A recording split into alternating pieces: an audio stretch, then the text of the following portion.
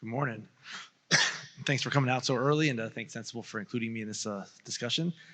I'd like to think they saved the best for last, but realistically, you heard all the real data. So now I'll share with you some of more style than substance. But this is part two. So if you were at last year's session, you saw a bunch of goofy stuff on slides. You can still YouTube it. It's been seen by thousands of people. 999 of them are my mom, but let's go into it. So here's what I shared last year. There was only one of me, a very handsome guy. We got this really cool vest. It flew in like Superman and helped save the day because there was only one of me and we had a ton of heart failure patients. And our minds were absolutely blown. I love emojis. That's how I talk through text.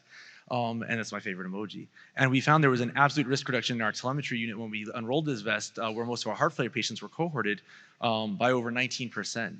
So just by we didn't make any other changes. We literally just gave our nursing team the vest. We taught the hospitalists what the numbers meant, and we gave them some guidelines about what to do, and we saw an incredible reduction in readmissions from that cohort of patients. And so I took that data to our administration, and so now we have about 7 vests in our hospital.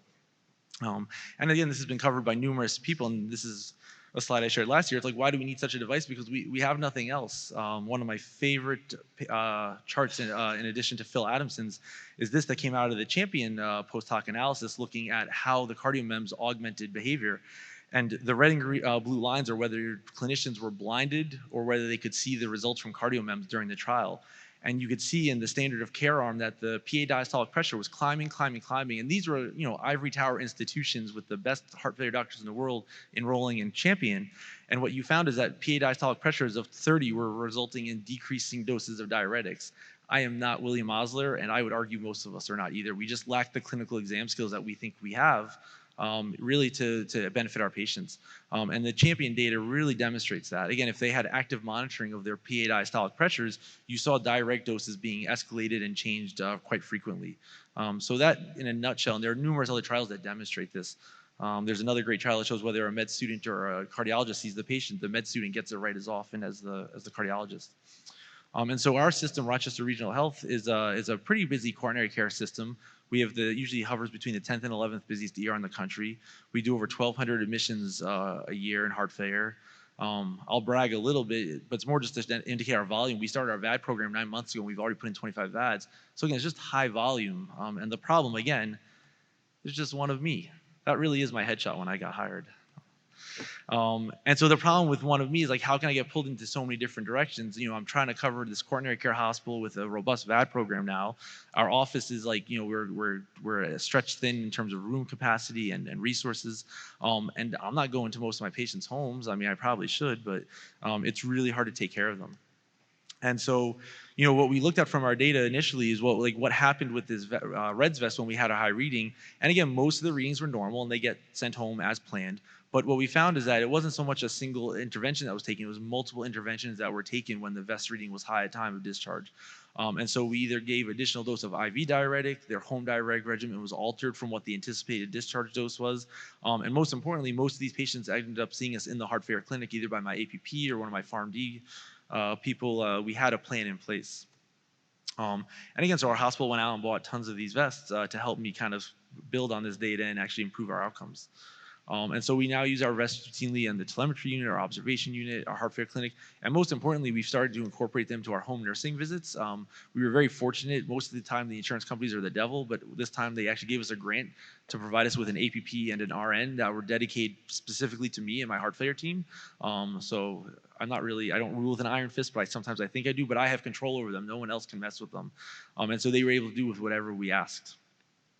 And so what we found in the outpatient setting with these nurses is that if we took 147 patients that got enrolled into this e-health program that we called it, and we had incorporated the clinic visits and the home visits, and we tracked both medication adjustments and hospitalizations based purely off of vest readings. And we found some really cool stuff. Again, my mind was blown. I did a little happy dance, happy hands, or dancing hands too. And so we had 203 readings over the course of about 1 year with this vest. and 153 of those readings demonstrate high or elevated readings. And the overall readmission rate, incorporating that vest with high readings, was only 13.6%. Now, as good as I am, as easily as I can implant an LVAD, I'm really hard at keeping people out of hospital. Our readmission rate is stubbornly high, despite our best effort. And we actually looked out to 90 days, and we found that, again, our 90-day readmission rate was even worse.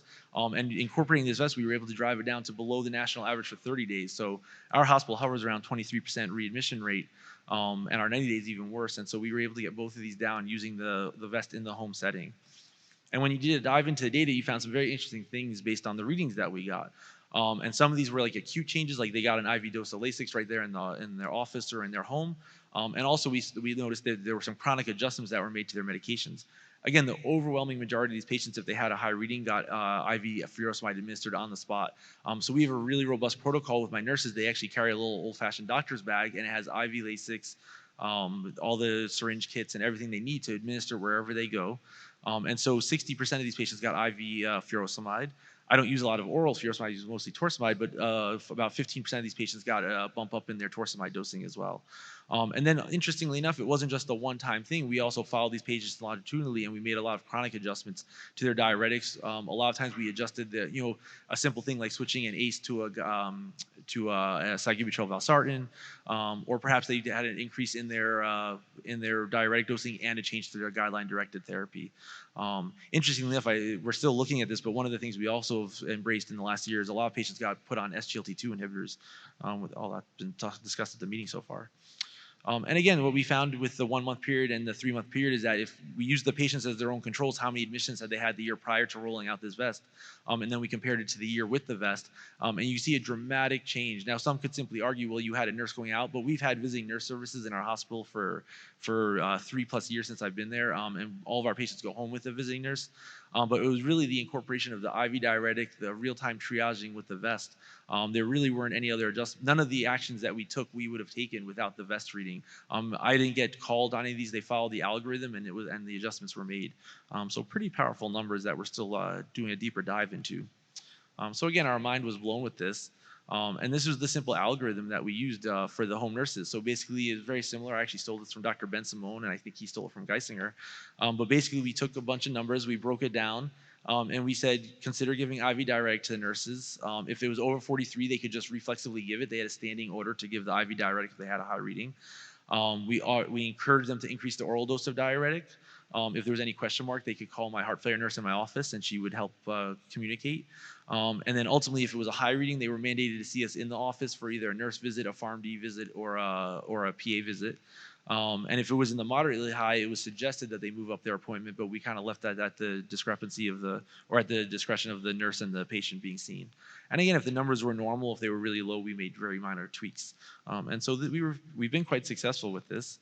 And just a brief example of how this works in the home setting. And this is a real case. So Mr. J was discharged on a Friday afternoon after being in the hospital for a couple days. Typical patient is EF is 20%, diabetic, CKD stage 3, poor diet. So our eHealth home visit was on Monday. He had not picked up any of his medications leaving the hospital, and he was run out of his diuretic, which is what landed him in the hospital. And again, we're working on our meds to beds program. I flipped out when I found out about this, but the eHealth team saw him. He said he felt fine. His vital signs were all within normal limits. He had an unremarkable physical exam per the nurse that was visiting him. But he got a vest reading. It was 44%. And so based on our algorithm, I didn't get any phone call. I didn't get a text message. The nurse just routinely administered 80 milligrams of IV Lasix. And then she called us later that day and said, hey, he doesn't have any meds. And we actually got one of the pharmacies that does home delivery, and we got the meds out to him that day. And so with that, we got him back into the office very urgently on Wednesday to make sure what was going on. We repeated his vest reading in the office. It was 33%. We doubled his sacubitril dose, and we left him on a standing dose of torsemide 60, and he hasn't been in the hospital. And so this was an area where the vest really helped our workflow. That's my other favorite emoji. I do that far too often. So again, every year, hopefully we'll have more data to collect here, but thanks for your time, and hopefully that was helpful.